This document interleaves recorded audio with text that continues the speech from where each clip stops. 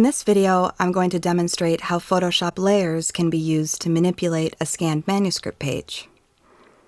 The first image I have open here is from a 13th century copy of Ovid's Metamorphoses, which is housed in the medieval and early modern manuscripts collection at the Harry Ransom Center. We can see a center column of Ovid's Latin, written in textualis currens, a variety of Gothic script, and it's surrounded on either side by the so-called Vulgate commentary, a series of comprehensive glosses with red and blue initials. For students accustomed to reading domesticated editions, where the vagaries of transmission have been carefully reined in, such riotous surfaces can seem overwhelming. I've found, however, that working with layers in a program like Photoshop makes glossed manuscripts immediately more approachable and engaging, and presents opportunities to discuss mediation, translation, and annotation in the classroom. Today I want to edit an excerpt of Ovid's lines, so I'm going to open up a new JPEG in my workspace. The first thing I'm going to do is come down here to the Layers panel, select my image, and duplicate it. This creates an alternate copy I can mess with.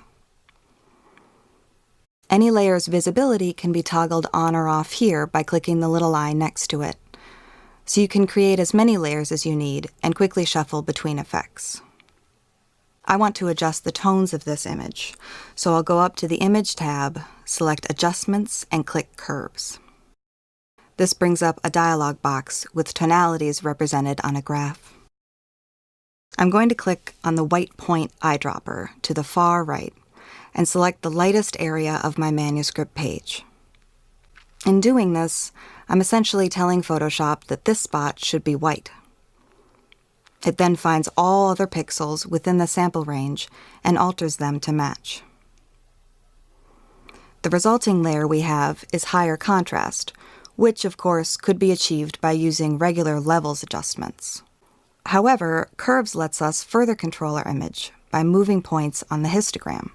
You can add up to 16 midpoints from the upper right and lower left of the Curves graph, as opposed to only one with levels, which enables greater versatility when dealing with highlights, shadows, midtones, and overall brightness.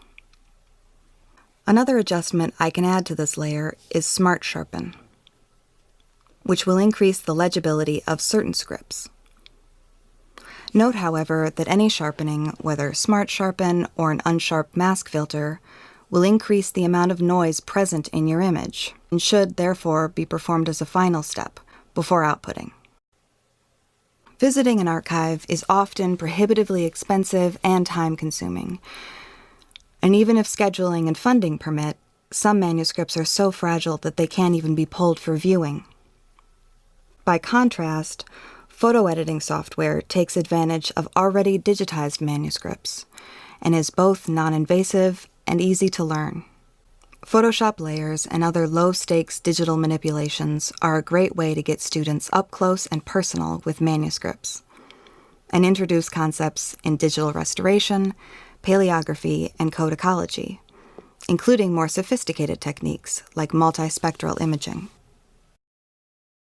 Of course, the closer we look, the farther our object of attention recedes. This is one way of reading Ovid's tale of Orpheus and Eurydice. Flexit amans oculos, et protinus illa relapsa est.